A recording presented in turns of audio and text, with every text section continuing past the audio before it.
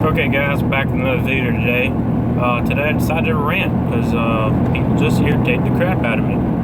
So, today I'm sitting in class, you're always thinking like how stupid are you? I'm listening to people talk and then their views on things.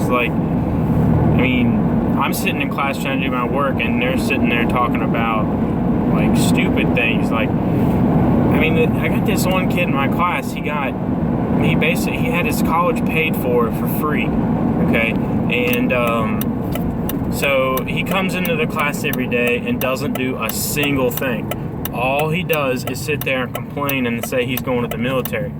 I was listening to him talk today about going to the military, and he's saying, yeah, I'm just going to the military because I want to kill people. So, that's the only reason you're going in. You're not going in to, try to make things better, the goal of going to the military shouldn't be just to kill people. I understand that happens, but that's not the idea of the military. You want to protect the country. That's the way I viewed it as, but I guess it could be some other way to him and his mind, but he comes in every day and sits there, he falls asleep most of the time. Why even come if you're not gonna actually participate? Literally all he does is complain and almost fall asleep every day. So, if I got my education paid for free, I'd be doing everything I possibly could to, actually use it. But he comes in every day and, we have one girl in our class, and I always like to sit there and talk to him, and he's not doing anything. All he's trying to do is talk to him. I'm in there today. I was running an oil passage diagram, and him sitting there, his feet propped up on the desk, and they're not doing a single thing. But just the ignorance. My patience was just worn thin today. I can't understand how people think it's okay to just take advantage of people. And then he starts complaining about the way the teachers treat him.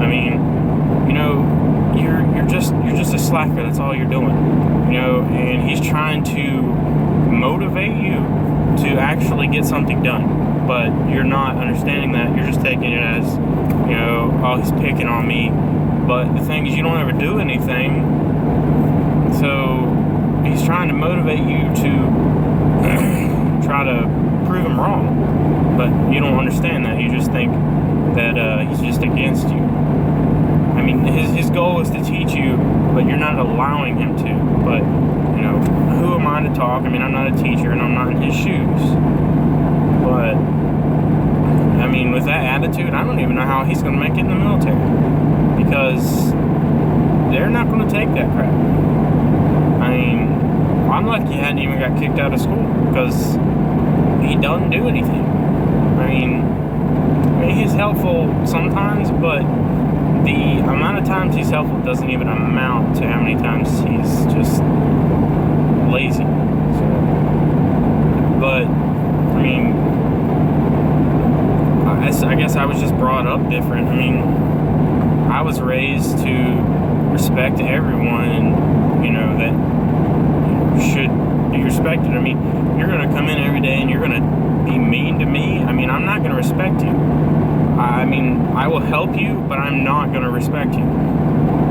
But, I guess some parents, listen to all these people talk outside of school, and they're talking about how they don't listen to their parents, or, they want to move out as soon as possible. And I'm thinking, you're not ready for that. There is no possible way you're ready for that, because you can barely take care of yourself in the first place. You don't realize what your parents do for you until they're not there to help you anymore. My parents have taught me a lot. When I was probably 8 or 9, I knew how to wash my own clothes. How many kids know how to wash their own clothes at 8 or 9 years old? I guess there could be a lot more out there, but it's just something that I don't think is a common thing. And I took the responsibility whenever I turned 16. My parents told me if I wanted to drive, I had to get a job. So I went and I got a job. Now, they did help me, but I actually advanced in that job, and I did very well at it. It's not like I just showed up there and did the bare minimum. I mean, I moved up in positions, and people respected me there. So, and when I moved to my current job that I have, lately, I mean, I've been trying to do my best so that people tell me that, so I know that someone can tell me that I'm doing good, because if no one tells me, then I'm afraid I'm not doing something right. But lately I've had a couple people tell me that I'm doing a good job. I mean, I had someone from that one of the shifts that I only worked with an hour, but she told me that I was one of the best people she'd ever worked with. And so I felt pretty proud about that. But everyone else there, like people in the same position as me, a lot of them don't really care. Even though I'm not going to work there for the rest of my life, I mean, I don't want to leave a bad image, because that reflects on me, and I want to have a positive image wherever I go. Like when I'm at school, I mean, I'm there, I'm listening to the teacher, I'm participating, I'm talking to the teacher, trying to figure out what this and that is, and if I don't ask, I won't know, and if I don't ask, they think that I do know, and that could hurt me when it comes to taking exams and things like that. But I enjoy going to school. I mean, I like the idea of learning. I mean, I hate reading with a passion. I mean, but I know how to do it very well. I feel like I'm very well off, or I mean not off, but I feel like I can do math very well. I mean, a lot of people struggle with it, and it's just something that's always been easy for me. But I think if I didn't go the route that I did, I think if I would have continued with my math classes when I was doing engineering, I could have, I would have been fine being a math teacher, because I enjoy it so much. But I like the idea of hands-ons. That's why I chose diesel mechanics. But it just depends. When I started with engineering, I was like, I'm gonna like this. I get the idea of making my own ideas come to life, and then come to realize that all I do is design it and someone else puts it together. That just doesn't sound like something I want to do.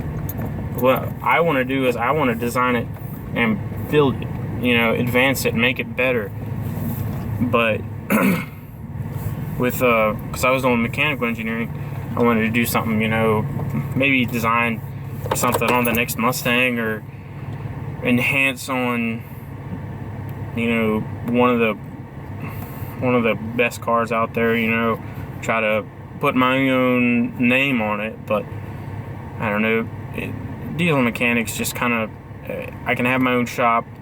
If I can fabricate, then I can create my own things, like bumpers and suspension parts. I mean, that right there, the suspension parts, I feel like that is just as cool as me putting my name on a Mustang. If I can create an amazing suspension kit, I mean, well, what does that say for me? To me, that says that I took the time to do this and do it right, and I see the results of people buying it, and I can advance on it and make it better, and I can make that same kind of money too that I was going to make as an engineer. But I can work for myself. Working as an engineer, I probably wouldn't have my own engineering firm, because that right there that is a difficult thing to do. But to have my own shop, that literally only takes the time and effort put into it, and you can understand what you need to do. I mean, I basically set up a 5-year plan for myself. I mean, the 5 years starts out right as I get out of school. I want to get a job at a shop. I haven't really decided if I want to go heavy duty to start out, because I ultimately want to do like a light duty racing shop to a degree. But if I start out heavy duty, I can make that extra money so that I can buy the things that I need for my own shop. But doing the heavy duty, I'm not going to get the experience that I'll need. So I have to take that into consideration. But within that first 2 to 3 years, I want to have most or all of the tools that I'm going to need to start my own shop. Now, in essence, I don't think there's a possibility that I would know exactly what I'm going to need to have my own shop, but I can have an idea of what I need. And, you know, within that the 3 to 4 year mark, I want to have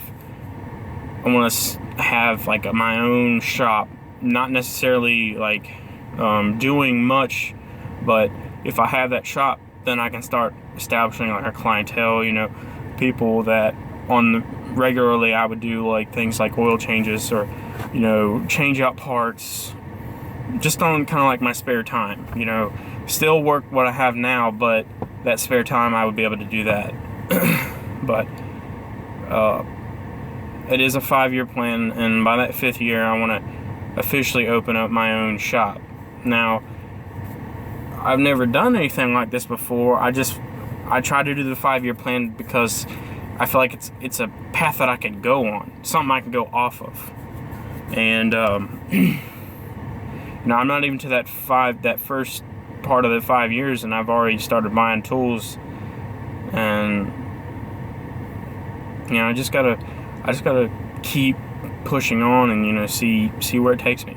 But, you know, I guess that's it for today. Probably gonna head home and get ready for work. But thank you guys for watching. If you liked the video, hit the like button, subscribe, and I guess I'll catch you in the next one.